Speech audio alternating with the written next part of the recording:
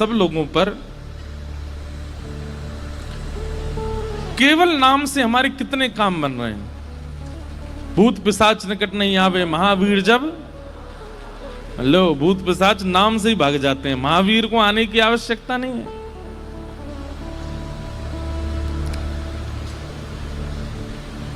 व्यक्ति के अंत काल में भी पूरी दुनिया को यही कहा जाता है कि राम नाम सत्य है।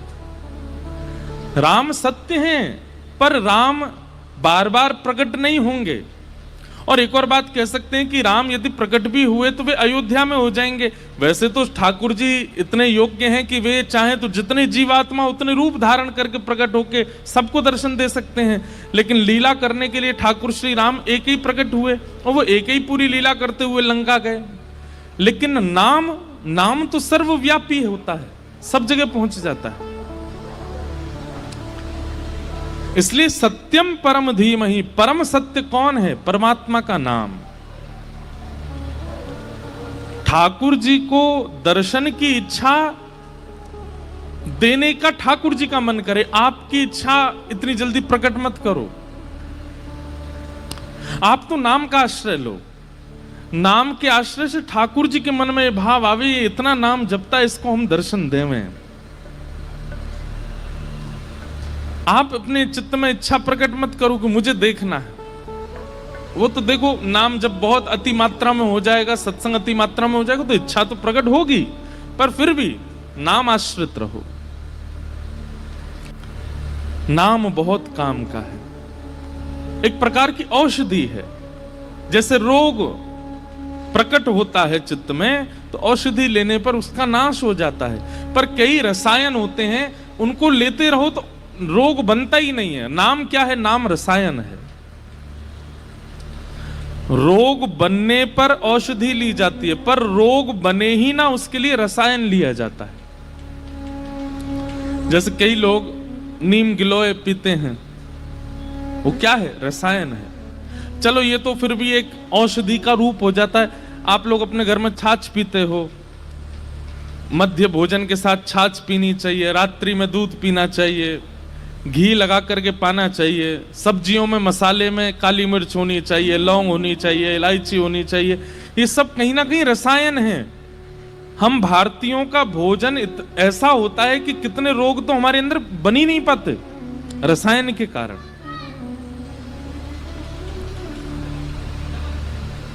रसायन, नाम क्या है? नाम रसायन है। उसका तो निरंतर जाप करते रहिए। कोई एक ठौर पकड़ लीजिए नाम की। कृष्ण नाम प्रिय लगता है, राम नाम प्रिय लगता है, हरि नाम प्रिय लगता है, राधा नाम प्रिय लगता है, जो प्रिय लगता है उस नाम का निरंतर गुणगान आप मन नहीं करता तब भी करो। भाव कुभाव अनख आलस हूं, चाहे आलस में करो, चाहे कुभाव से कहो, चाहे परेशान होके करो, पर नाम करो और उसका असर दिखेगा आपको। नाम अंतरंग ऊर्जाओं को बढ़ाता है और सबसे बड़ी बात, कुभाव को प्रकट नहीं होने देता चित्त में। व्यक्ति पाप मार्गी क्यों बन जाता है? क्योंकि उसकी बुद्धि में, उसके विचारों में कई दूषितताएं प्रकट होती हैं और नाम उसको प्रकट नहीं होने देता।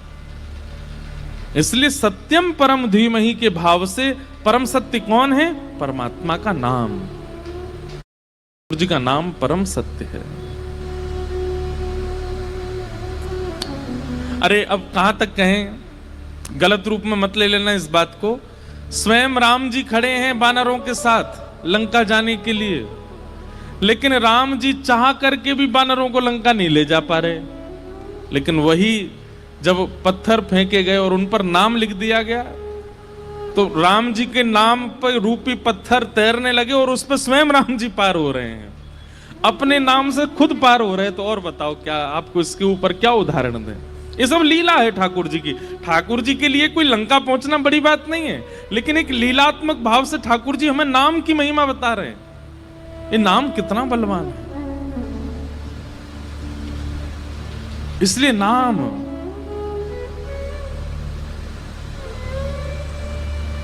राम ना बिसार बंदे, खाली आना खाली जाना, इस जीवन का नहीं ठिकाना, जीवन के दिन चार बंदे, राम ना बिसार बंदे। राम। तो जो भी नाम आपको प्रिय लगता है पहले तो सोचिए, विचार कीजिए कौन सा नाम अच्छा। गोविंद नाम प्रिय लगता है, गोपाल नाम प्रिय लगता है, माधव नाम प्रिय लगता है, केशव नाम प्रिय लगता है, कृष्ण नाम प्रिय लगता है, राघव नाम प्रिय लगता है, राम नाम प्रिय लगता है, राधा नाम प्रिय लगता है, किशोरी जी का नाम प्रिय लगता है। जो नाम आपको प्रिय लगता है उसका ऐसा आश्रय लो जैसे हम श्वास लेते, नाम चलता रहे, नाम बना रहे, उसका त्याग मत करो।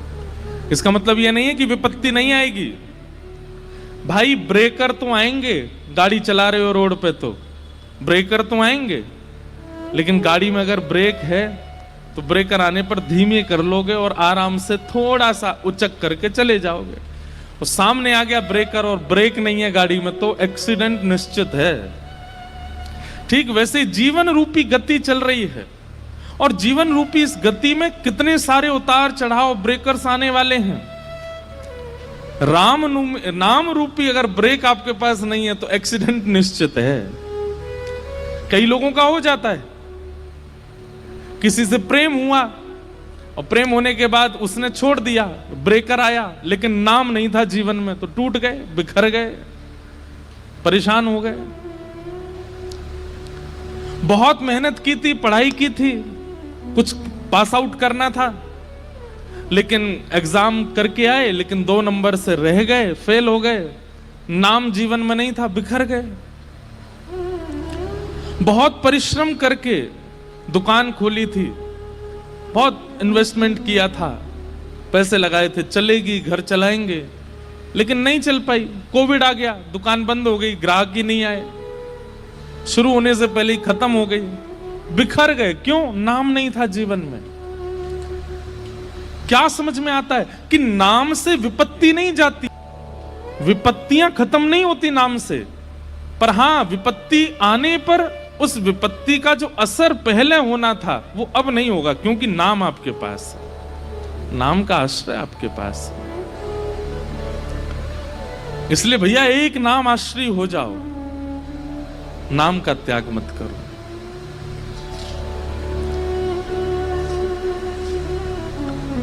एक भगवान के परम भक्त थे केशव दास। क्या नाम था? केशव दास। तो श्री केशव दास जी का ऐसा चरित्र है कि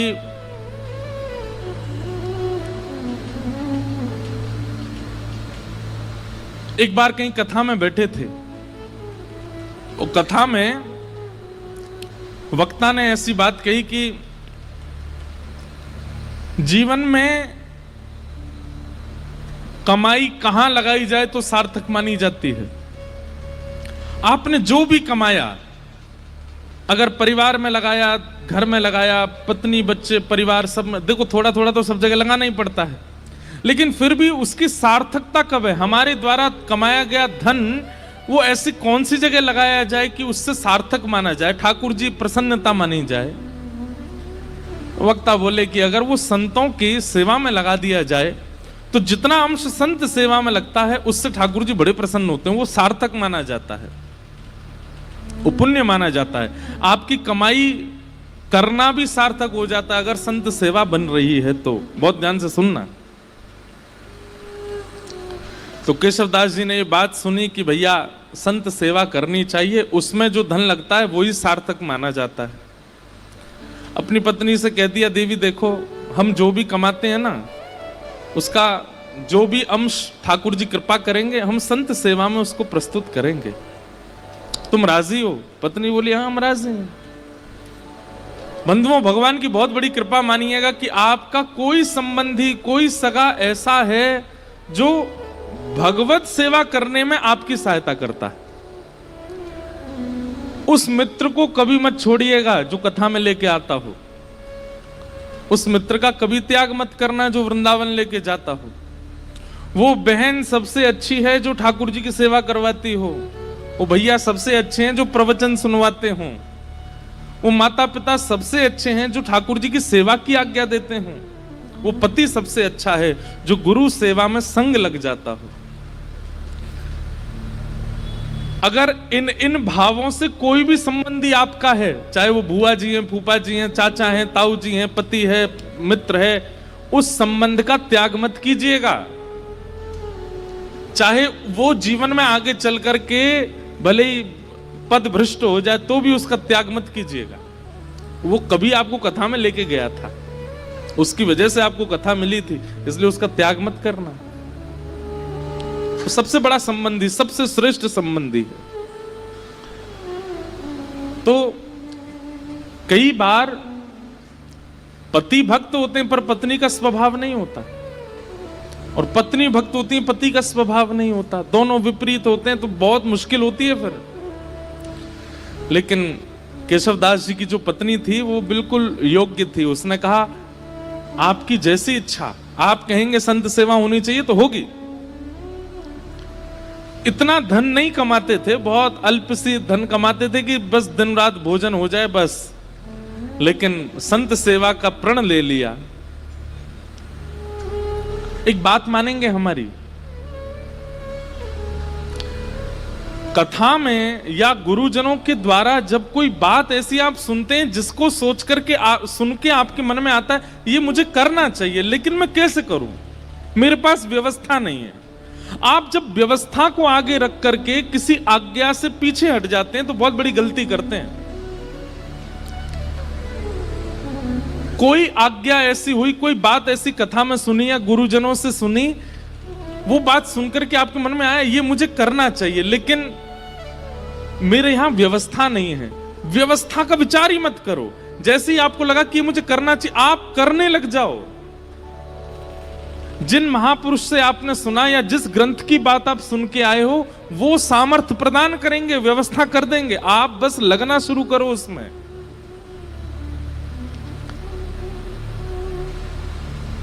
छोटा सा बच्चा स्कूल जाता है और किताब के अक्षरों को देख करके रोने लग गया। क्यों? क्या कीड़े मकोड़े से हैं, मुझे तो पढ़ ही नहीं जा रहे ये, मैं कैसे अपने पिता की तरह बनूंगा, मैं कैसे अपने चाचा की तरह बनूंगा, ये तो मुझसे पढ़ने में ही नहीं आ रहे। अरे भाई प्रयास तो कर, तो प्रयास करेगा तो धीरे धीरे समझ में आने लगेंगे। हम लोग हिंदू हैं, अगर अभी हिंदी अक्षर के 1 2 3 4 5 6 प्रकट कर दिए जाएं तो हमसे पढ़े नहीं जाएंगे, वो अक्षर भी हमें समझ में आने वाले नहीं है। प्रयास करेंगे तो सब समझ में आता है। इसलिए कभी कोई आज्ञा ऐसी आप सुनते हैं और उसके प्रति आपका भाव बनता है कि ये मुझे करना चाहिए। मान लीजिए किसी महापुरुष की वाणी से आपने सुना संत सेवा करनी चाहिए, सप्ताह में एक दिन निश्चित कर लो कि चाहे धूड़ के करके आए संत सेवा करेंगे। आपके मन में आया कि मेरा मन तो हो रहा है कि मैं करूं, पर कैसे करूं? क्यों? व्यवस्था नहीं है। चाहे धन की कमी है, चाहे परिवार में कोई साथ देने वाला नहीं है, आदि आदि जो भी व्यवस्था का चिंतन करके रुकिए मत। मुझे संत सेवा करनी चाहिए, ठीक है, अगले सोमवार से मैं सोमवार संत सेवा करूंगा। आप तनिक से प्रारंभ तो करिए। आप प्रारंभ करोगे पूरा ठाकुर जी कराएंगे। केशवदास जी के चरित्र से सीखने को मिलेगा आपको। केशवदास जी की व्यवस्था इतनी उचित नहीं थी कि वो संत सेवा कर सकते हैं, लेकिन कथा में सुन लिया तो मन बना लिया कि अब सेवा मुझे करनी है, और पत्नी का साथ लेकर के जो भी धन कमाते थे उससे बढ़िया प्रसादी बनाते, संतों को निमंत्रण देते, घर पर संत आते, प्रसाद पाते। भगवान की दया से इतना ही प्रसाद बनता कि संत जन पा लेते, उनके लिए नहीं बच पाता था। तो दोनों क्या करते, जो संतों की शीत प्रसादी होती थी उसी को इकट्ठा करते, उसी को पा लेते। कभी कभी वो मिल भी नहीं पाती थी, अब संतों से थोड़ी कहेंगे कि छोड़ जाना थोड़ा, वो बेचारे प्रेम से पाते थे तो कई बार मिलता भी नहीं था, लेकिन संत सेवा बनने लगी। लेकिन ठाकुर जी बहुत दिन तक अनुकूलता रहने नहीं देते। लिख लीजिएगा इस बात को, अगर बहुत प्रसन्नता में जीवन निकल रहा है, फूलिएगा नहीं, आएगा दुख, निश्चित आएगा। बहुत धन के साथ में अभिमान हो गया है कि मैं कुछ भी खरीद सकता हूं, मैं कुछ भी कर सकता हूं, मैं कुछ भी बना सकता हूं, मैं कहीं भी जा सकता हूं। एक दिन आएगा कहीं जाने लायक नहीं रहोगे। और ये विपरीत स्थिति में भी सुनिए, अगर बहुत कष्ट में जीवन जा रहा है तो परेशान मत होइए, एक दिन सुख आएगा। आज इतनी धन की व्यवस्था नहीं है कि आप एक ही वस्त्रों को 5-5 दिन तक पहनते हैं, है ही नहीं वस्त्र, चिंता मत कीजिए, एक दिन ठाकुर जी अनुग्रह कुछ करेंगे। एक स्थिति कांस्टेंट किसी की नहीं रह सकती, परिवर्तन तो होता है, चाहे वो वैष्णव हो चाहे वो संसारी हो। तो केशवदास जी सेवा करते थे, अब धीरे धीरे क्या हुआ, उनका धन जो था खत्म होने लगा, अब सेवा के लिए धन नहीं बचा। उन्होंने कर्जा लेने का मन बनाया कि मैं कर्जा ले लेता हूं, संत सेवा नहीं छूटनी चाहिए। अब बेचारा कोई धनवान नहीं होता, सामान्य होता तो उसको कोई कर्जा भी नहीं देता। बाजार में निकल गए कर्जा लेने के लिए कि कोई हमें थोड़ी सी सेवा कर दो तो हम संत सेवा करेंगे, किसी ने भी उनको देने से मना कर दिया। लेकिन एक चतुर व्यापारी था, जब ये गए उसके पास, बोले आप जो कहेंगे हम ब्याज सहित आपको वापस कर देंगे, हमें थोड़ा सा धन दे दो, संत सेवा करनी है। तो व्यापारी ने कहा ठीक है हम दे देंगे तुमको धन, लेकिन बदले में हमको ब्याज सहित धन नहीं चाहिए, एक सेवा कर दो हमारी। ये तो नाचने लगे, बोले आप जो कहोगे सो करूंगा। क्या करना है पूछा नहीं, हम आप सब लोग होते तो पूछते, भाई हम जितना धन ले रहे हैं उसके समान ही मेहनत करेंगे। बोले आप धन दे दीजिए, मैं संत सेवा कर रहा हूं, उसके बाद आ जाऊंगा, आप जो कहोगे करने को तैयार हूं। धन दे दिया, संत सेवा हो गई। संत सेवा करने के बाद पत्नी से कह दिया देखो अब अगले 1 हफ्ते के लिए हमारे पास में खूब संपत्ति आ गई है, अब तुम चिंता मत करो, संतों की सेवा पर मैं किसी को कर्जा चुकाने जा रहा हूं। तो कर्जा कैसे चुकाओगे, आप धन तो है नहीं। बोले वो सेवा करनी है, उसी से चुक जाएगा। एक भला आदमी मिल गया, उसने कहा कि पैसा मत लौटाना, सेवा कर देना। केशवदास जी लौट करके गए उसके पास, बोले भैया बताइए क्या सेवा करनी है, आप कहें तो बर्तन मांज दूं, झाड़ू लगा दूं, पोंछा कर दूं, पुताई कर दूं, क्या करना है आप बताओ। बोले हमारी एक जमीन है, वहां पर कुआं खोदना है, कुआं खोदना है। कुआं खोदने का मतलब समझते हैं, कितनी गहराई में जाना पड़ेगा, जब तक जल ना आ जाए तब तक खोदते रहो, और जब वो जल निकलना प्रारंभ हो जाए उसके बाद भी कितने फीट अंदर तक खोदना पड़ेगा, फिर चुनाई करनी पड़ेगी, कुएं में पूरा उसको आकृति देनी पड़ेगी, फिर बहुत दिन तक जल खींचना पड़ेगा, सारा मतमैला जल निकल के जब बिल्कुल स्वच्छ जल आ जाएगा तब कुएं का निर्माण होगा। इतना तो धन भी नहीं लिया था उन्होंने जितना उनको सेवा दे दी, लेकिन प्रसन्न हो गए, जो आ गया। कहां जाना है बताइए, एक बार भी ये नहीं कहा कि आप ऐसी सेवा कैसे करा सकते हैं। पहुंच गए, फावड़ा लेकर के और लगे, जैसे करते निकालते फेंकते करते मिट्टी, तो वो एक गति जैसी बन गई थी। फावड़े चलने की आवाज, मिट्टी भरने की आवाज, फिर उसको दूर फेंकने, उसकी जो वो धुन बन गई थी, उसमें इतना उनको सुख मिलने लगा था कि वो राम राम जपते हुए ये करते थे। और उन्होंने नियम लिया कि ये मैं अपनी संत सेवा चुका रहा हूं, किसी से लिए थे मैंने धन संत सेवा, वो चुका रहा हूं। मैं नियम रखूंगा कि मैं इस पूरे क्रियाकलाप में संसारी बात नहीं करूंगा, केवल राम राम बोलूंगा। कुआं खोदते जा रहे हैं, 2-3 दिन बाद पत्नी को लगा ये कहां जाते हैं, सुबह के जाते हैं रात तक आते हैं। पत्नी भी आ गई, संत सेवा करके आती थी, उसको कहते थे कि अब गहरा हो गया है, तुम मिट्टी में भर के दिया करूंगा, तुम फेंक दिया करना, और सुनो कोई संसारी अपवाद विवाद नहीं, केवल राम नाम बोलना। उनका तो अच्छा भजन हो गया। बोले कि इतने प्रसन्न रहने लगे केशवदास जी, बोले भजन भी हो रहा है और मेरे पैसे भी चुक रहे हैं। वो व्यापारी बड़ा खुश कि हमारा तो इतना पैसा भी नहीं लगा जितना बड़ा काम हो रहा है। करते जा रहे हैं, करते जा रहे हैं, करते जा रहे हैं, पर कई बार बंधुओं भक्तों को अपना यश खुद नहीं बनाना पड़ता, ठाकुर जी उनका यश बनाते हैं। और कई बार यश दिलाने से पहले ठाकुर जी बहुत तगड़ी ठोकर देते हैं।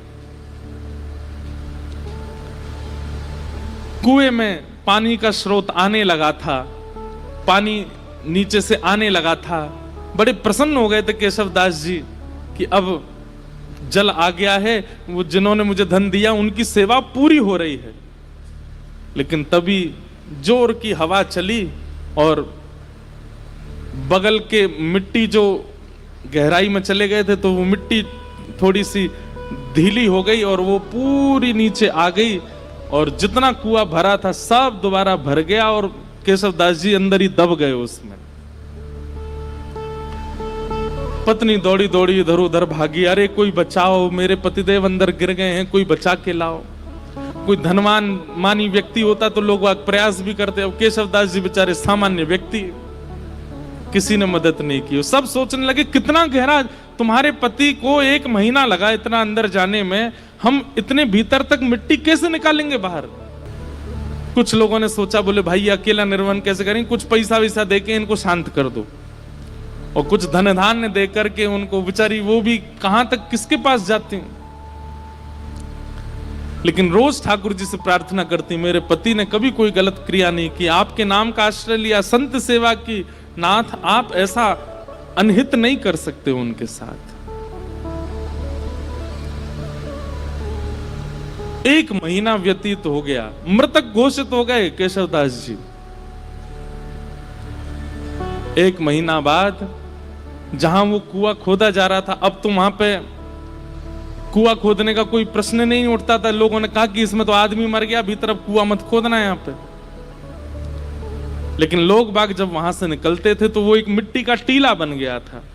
जब वहां से निकलते तो राम नाम धुनी सुनाई देती, और राम नाम धुनी केवल राम राम करती हुई सुनाई नहीं देती, साथ में झांझ, मंजीरा, करताल, सारंगी आदि आदि वाद्य भी सुनाई देते, जैसे मानो कोई उत्सव महोत्सव चल रहा हो। आते जाते लोगों को लगता शायद पास के गांव में कीर्तन चल रहा होगा। लेकिन जब 10-15 दिन तक अखंड नाम धुनी सुनाई देने लगी, पास के गांव में जाकर के देखा कोई उत्सव नहीं है, तब बोले शायद यही कुछ है। तभी एक राजा को यह बात पता चली। उस राजा ने अपने सैनिकों को लगवा करके पूरी मिट्टी निकलवाई वहां से, और भीतर जाकर के जब देखा तो एक मट्टी का एक मानो जैसे कुंज जैसी बन गई थी, और उस कुंज के भीतर सुंदर पात्र में सुंदर प्रसादी रखी थी, और प्रसादी के साथ ही भीतर एक दिया जल रहा था, और वहां पर श्री केशव दास जी बैठ करके कीर्तन कर रहे थे, और उनके कीर्तन के साथ में वहीं के जितने जीवाणु आदि थे वे सभी मानो जैसे करताल, मंजीरा आदि ढोल बजा करके उनके कीर्तन को सार्थक कर रहे थे। ये देख करके सब हैरान रह गए। नाम का बल ये सामान्य बात नहीं है। नाम का आश्रय लेने वाला व्यक्ति कैसी भी परिस्थिति में हो, नाम सब सुलभ कराने की सामर्थ्य रखता है। ठाकुर जी के नाम में इतना बल है। हमारे गोवर्धन में एक बाबा गए, गुरु दीक्षा लेने के बाद अपने गुरु जी से कहा, आप जो आज्ञा देंगे मैं उसको पूरी करूंगा, आप बस आज्ञा दीजिए। गुरु जी ने भी ऐसी आज्ञा दी जो बाबा कर ही नहीं सकते थे। क्या कि जितने भी संस्कृत साहित्य ग्रंथ हैं हमारे संप्रदाय के, सबका अध्ययन करके सबको कंठस्थ करो। बाबा बोले मैं तो अंगूठा टेक, मुझ पर संस्कृत कहां आती है। गुरु जी बोले हम एक ही बार आज्ञा देते, हमने जो आज्ञा देनी थी वो दे दी। बाबा इतने रोने लगे, गिरिराज जी के तलेटी में रोते, हे किशोरी जी, हे श्यामाजू, मैं तो अनपढ़ गंवार हूं, और गुरुजी ने आज्ञा की कि सारे संस्कृत साहित्य हमारे संप्रदाय के सबको कंठस्थ करो। कैसे करूंगा मैं, मुझे तो पढ़ना ही नहीं आता, मुझे तो केवल आपका नाम आता है, मैं तो केवल राधा राधा करना जानता हूं और कुछ नहीं आता मुझसे। इसी चिंता में रोने लगे, राधा राधा पुकारते पुकारते रोते थे कि मुझ पर तो कुछ भी नहीं आता, मैं अपनी गुरु इच्छा, गुरु आज्ञा को कैसे पूरी करूं।